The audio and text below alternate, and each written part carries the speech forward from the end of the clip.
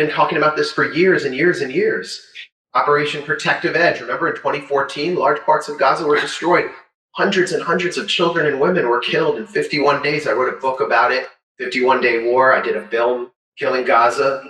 And this film, Killing Gaza, really sets the stage for what you see now, which is just 51 days, but an intensification, a full-on genocidal plan. And did anyone who asks you now, do you condemn Hamas? Did they condemn anything that has taken place before October 6th? I mean, we're talking about one military assault on Gaza after another since Gaza was placed under siege in 2005, supposedly during a withdrawal, placed under the Panopticon system. Israel controls its airspace, its perimeters, its sea. There's no freedom of navigation for Gaza's fishing industry. Israel places Gazan citizens or residents, they are not citizens of any state, under what Dov Weissglass, an advisor to former Israeli Prime Minister Ehud Olmert, called the Gaza diet. We will thin them out, but won't allow them to starve. And so Israel employed complex mathematical formulas to calculate what each resident was allowed, what caloric intake they're allowed. Now the caloric intake is 0. Most people in Gaza are surviving off 1 meal a day. The pressure at the border will become unbearable, and we will have to kill and kill and kill all day, every day. That is what Arnon Sofer, who helped design the siege of Gaza, an Israeli academic and demographer, said in 2005 as the siege went into effect. So let's move to October 6th, not October 7th, October 6th. Gaza was under siege. National Security Director Jake Sullivan at the Aspen Security Conference declared that the Middle East had never been quieter under Biden's watch. And they were moving liberally and freely without any bother in the world towards full normalization between Saudi Arabia and Israel, a peace between the rich that would place the Palestinians, the Palestinian problem, in the historical icebox forever.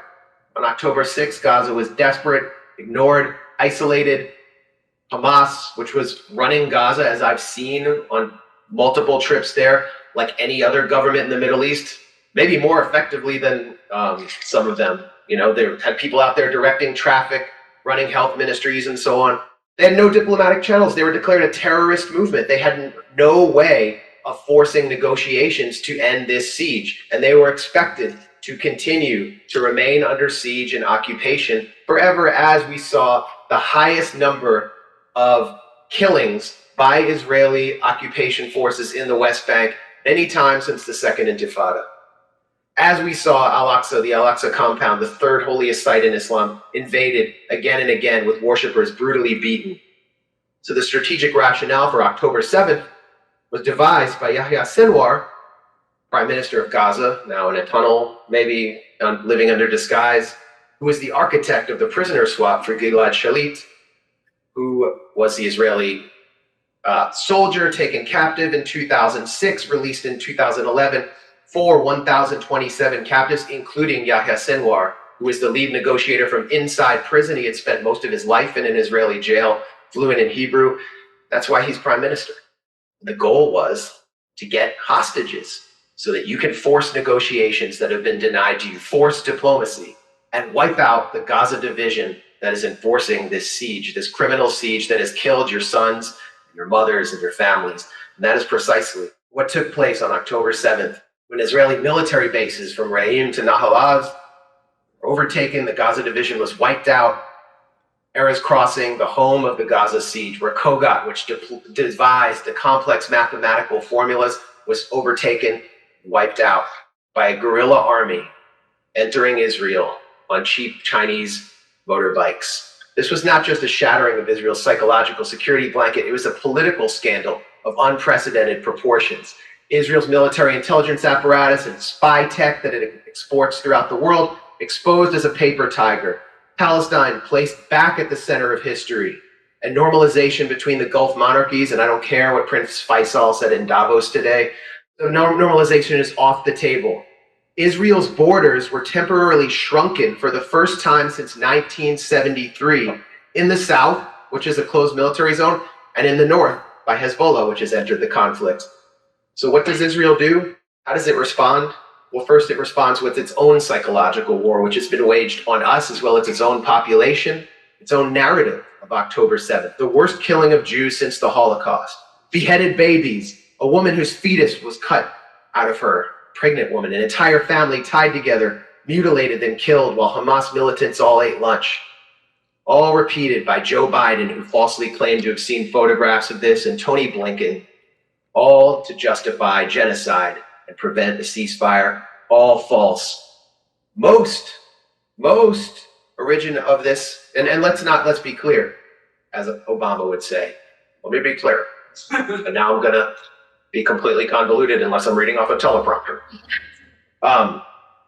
Hamas did shoot people. They did kill civilians on October 7th. I am not denying that. But Israel couldn't stick with that case. They had to go further in order to evoke the Holocaust in the imaginations, the traumatized imaginations and psyche of its own population, and to compel Western support for what it was about to do, which was going to be essentially a convening of an Einsatz group in reenactment society in Gaza. So where did these tall tales come from? One organization, mostly called Zaka, an ultra-Orthodox supposed rescue group with no coronary credentials, which claimed to show up in the southern communities of Israel. A guy named Yossi Landau, you'll see him quoted prominently in the New York Times, who confirmed the beheaded babies story. No beheaded babies ever materialized. Spread the lie of a fetus cut from a pregnant woman, and continues to lie. Yesterday, the New York Times published a puff piece on his organization, Zaka, which has just raked in a $3 million donation from Russian billionaire Roman Abramovich and a $125,000 donation from Mark Zuckerberg. All thanks to these lies, which have raised their profile. Yesterday in the New York Times, Yossi Landau said he found a woman stabbed in her genitals.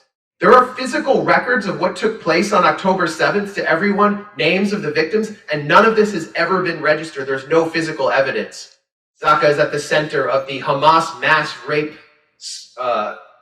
psyop, which is being pushed by the Israeli Foreign Ministry through reliable vehicles like Hillary Clinton and Sheryl Sandberg, who appeared at the United Nations to spin this out at the Israeli mission, that Hamas used rape as a strategic weapon on October 7th. There is no documentation of any rape, no testimony from any rape victim, so anyone who said they're a rape victim. The Israeli government said, well, we can't provide you with any of them, to journalists who asked, because they're all dead or in mental institutions.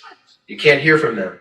So we get very lurid testimonies from supposed eyewitnesses who suddenly surface months after the fact in the New York Times in a piece published called Screams Without Words by Jeffrey Gettleman, who is noted for admitting to fabricating quotes in a story about Robert Mugabe's government in Zimbabwe, which actually got Zimbabweans locked up in prison. We have the lead person in the Jeffrey Gettleman article in the New York Times, the woman in the black dress, Gal Abdush, who was found dead on October 7th next to her car. Her whole family, much of her family, her sister and her brother-in-law, have come out and denounced the New York Times for manipulating them and for inventing the story that she was raped and said it was basically impossible. We've debunked this in detail at the New York Times, along with this whole story. But the purpose of these atrocities, these extreme atrocities, is this is a genocidal conspiracy. It is to use the media and our governmental figures and people we supposedly trust, especially liberals and particularly feminists, because the progressive base for Joe Biden does not support this war. It's to use them to compel our support for this genocidal assault. And so we have to be critical about it. When we hear about all these burned bodies on October 7th, and again, this is not to deny that Hamas killed many people, non-combatants, as it took them captive. It all points to something much darker and more scandalous. Was it possible for Hamas to have reduced all of those homes in Kibbutz Be'eri to rubble with Kalashnikovs and rocket-propelled grenades? Or did something else take place? Like what Tuval Eskapa, who was the member of the security team for Kibbutz Be'eri in southern Israel, said when he told the Israeli newspaper Haaretz, the commanders in the field made difficult decisions, including shelling houses on their occupants in order to eliminate the terrorists along with the hostages. Look at the homes in this kibbutz, which is now being turned into a de facto second Holocaust museum, a new Yad Vashem by Israel, welcoming everyone from Elon Musk to Jared Kushner. Those homes were destroyed by tank shells. Israeli tank shells, and we now have video of Israeli tanks firing on homes which they knew contained Israeli citizens in this kibbutz. The Pessi Cohen home, 15 Israelis were killed in one tank shell strike. We know that because an Israeli actually survived. 2 Israelis survived, and they described that in Israeli media, that the Israeli special forces killed everyone in that home who had been held captive, and they knew they were going to kill them. They eliminated everyone, including the hostages, said a survivor, Yasmin Porat. So they even shelled their own military bases at the Erez crossing with a missile. This is something that Colonel Nof Erez, who was an Israeli Air Force officer operating on October 7th, called mass Hannibal. Hannibal is a reference to the Carthaginian general who poisoned himself rather than being taken captive. The Hannibal Directive is a semi-secret, now well-known, once secret Israeli directive to attack or kill Israeli captives if they're taken by Palestinians or the enemy, to prevent a painful prisoner swap like the one which saw Gilad Shalit exchanged for over 1,000 Palestinian political prisoners, including Yahya Sinwar, the prime minister of Gaza. So now you have over 200 captives. People are being taken captive in ways they never have before on October 7th. What does Israel do? Well, now we know through the largest newspaper in Israel and a correspondent, Ronan Bergman, who also contributes to the New York Times, that on October 7th, and I'm quoting directly, the IDF instructs all its fighting units in practice to use the Hannibal procedure without clearly mentioning this name. The instruction is to stop at all costs any attempt by Hamas to return to Gaza. The actual meaning of the order is that the main goal is to stop the retreat of the Hamas commandos. And if they took hostages with them, then even if this means risking or harming the lives of the civilians in the area. And Ynet records that over 70 cars were destroyed by Israeli tank shells or Apache helicopter missiles on October 7th. In many cases, everyone inside the cars were killed. So look at the photos that Israel's showing everyone of all of the October 7th massacres and atrocities. It often shows people who were physically roasted inside their cars. Many of those people are not even Israelis, they were Palestinians.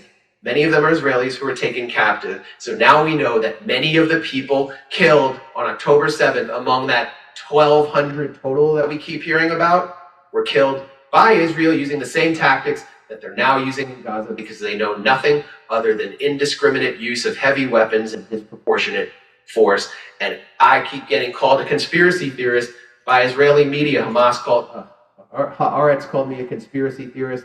I got an email from the Washington Post planning to paint me as a spreader of disinformation, and my colleague Aaron Mate for writing about friendly fire casualties. And for some reason, that article hasn't really materialized or come out. And it might be because of the preponderance of evidence from Israeli media. Well, I want to just get the big picture on this propaganda campaign being waged by Israel. Is number one, it's believed by most, if not all, Jewish Israelis that many, many babies were beheaded on October 7th. No babies were killed on October 7th. When I say babies, plural, the plural. One baby was accidentally shot, which is horrible, named Mila Cohen, 11 months old, in Kibbutz Be'eri. So whenever you hear like Jake Tapper or Joe Biden or whoever say babies were killed, you know they're lying just based on these evidence that we have, clear evidence. Yes, the Israeli records, you can find these records at Haaretz, the Israeli Social Service Security Administration, it's all there. But the point is to drive the Jewish Israeli consensus for a genocidal military assault, whose objective is not the elimination of Hamas, which is impossible because they have a mass base among the population. They are the population in many ways, but the elimination of Gaza as a Palestinian entity and the disappearance of its population, or what Ron Dermer, special assistant to Netanyahu, called the thinning of the population. And this is what we saw with the South African presentation at the ICJ, accusing Israel of having the potential to commit genocide. I've never seen more evidence of genocidal intent expressed by the leadership of a country and its population than what we've seen from Israel. And it's often not that they're caught in the act, but that they're freely broadcasting it proudly to the international public, and especially to the Hebrew-speaking public on TikTok, showing themselves committing war crimes. Today, we saw the Israeli military blew up 12 residential blocks in Khan Yunis. On TikTok, the soldiers were flaunting it. Yesterday, we saw soldiers flaunting themselves, opening up a safe in someone's house and stealing their money. $90 million has been taken from Gaza, according to the government there. Day after day, you see these videos of Israeli soldiers declaring there are no uninvolved. Senior IDF officers, Lieutenant Colonel Oren Schindler of the 74th Battalion of the 188th Brigade. We need to make sure that wherever the IDF goes in Gaza, there is devastation. There are no innocents. Heritage Minister Amihai Eliyahu proposed dropping a nuclear weapon on Gaza and said that people in Gaza need to be dealt a fate worse than death. And on and on and on. Only 1.8% of Israelis believe that Israel has used too many explosives on Gaza. According to Gaza's government, 65,000 tons of explosives have been dumped on the Gaza Strip, 3 times more than was used on Hiroshima. 247 Palestinians killed every day, 48 mothers, 117 children, 3 medics, 2 teachers, 10 children. 2 teachers killed every day, and 10 children have lost one or two limbs each day. Over 1,000 children have had procedures to amputate their limbs performed without anesthesia. Yesterday, a video emerged of a father who is a doctor performing an amputation on his daughter's leg without anesthesia. And, we've been working with local journalists in Gaza to bring this reality on the ground to you from the gray zone.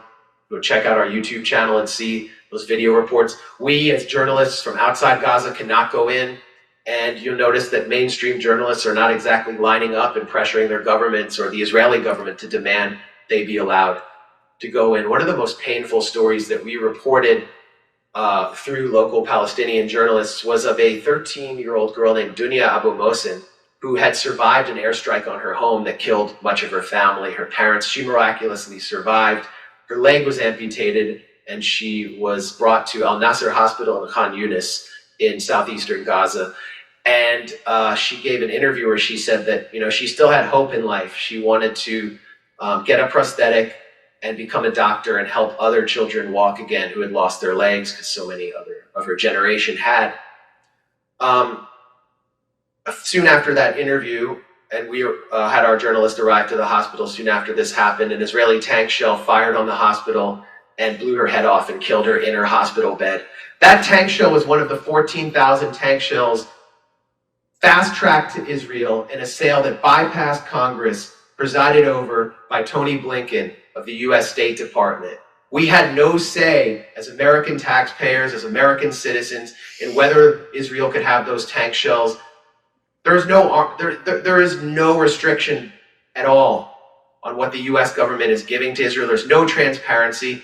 And when I brought that to the doorstep of the State Department and asked the State Department spokesman last week about that, he said, no, we notified Congress in a way, but essentially we notified them by invoking emergency law, and we told them we're invoking an emergency law to bypass the Arms Control Act. So that's what we're dealing with here. Who will stop them before they kill again? How can we stop them? The only people trying to stop them are the regional resistance, the axis of resistance, which spans from southern Lebanon to Syria, to Tehran, to Sana'a in Yemen. And these are the targets of the inexorable march of neoconservatism, which was spelled out in the Project for a New American Century document. We have to see Gaza as a step on the way to the prize of taking out Iran. We have to see the regime change plot against Syria, in which the US and the Gulf states and NATO funded death squads to try to remove Bashar al-Assad. We have to see the 6-year war on Yemen, causing one of the world's worst humanitarian crises as an attempt to weaken Palestine and make this genocide possible. This is about imperialism. It's about empire. It's about neoconservatism. It's not just about human rights. So we have to see the bigger picture here. And I just interviewed Mohammed al-Buhaiti, who is the spokesman for the Houthis. And what he said was, we are waging essentially a responsibility to protect military intervention, to protect a population that is totally defenseless. And we're using any means at our hands when most Arabs are completely hopeless under the control of dictators. We fought a revolution in our country to be able to do this and stand up for our brothers, and what they're doing is choking shipping at its most vital point in the Red Sea in Bab el-Mandeb in a largely bloodless military operation to stop a genocide.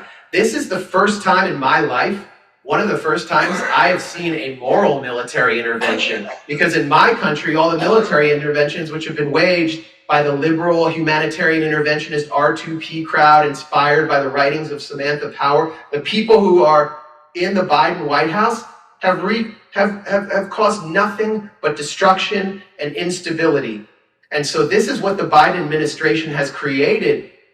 This is the cycle the Biden administration has created with its refusal to call for a ceasefire. It could end all of this cycle of escalation by just doing a ceasefire, but they can't do it. So they're bombing Yemen to stop the one movement which controls most of this country from intervening to stop a genocide. The bombing of Yemen is designed to prolong and preserve the worst, most obvious genocide that I have ever witnessed. Who will stop them before they kill again? People in the region are going to take up arms to stop Israel before they kill again. That's what's happening, and we have been rendered voiceless.